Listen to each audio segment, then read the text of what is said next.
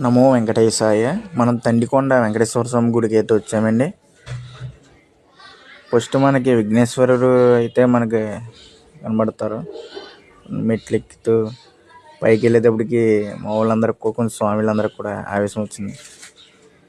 చూడండి, మనకి పద్మనాభ స్వామి అయితే దర్శనమిస్తారు మెట్ల సగంలోని లెఫ్ట్ సైడ్లో. ఇక్కడ శ్రీవారి పాదం స్వయంభూ పాదం అండి.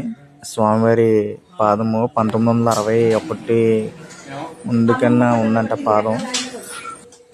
ఇక్కడ తాంబేలు చాలా ఉన్నాయండి. తాంబేళ్ళు ఏవో 10 పైన ఉన్నాయండి. అవి కూడా దర్శనం ఇస్తాయి తాంబేళ్ళు కూడా. చూడండి, అక్కడ మనకి చూపెడుతున్నాం చూసారా జూమ్ చేసి.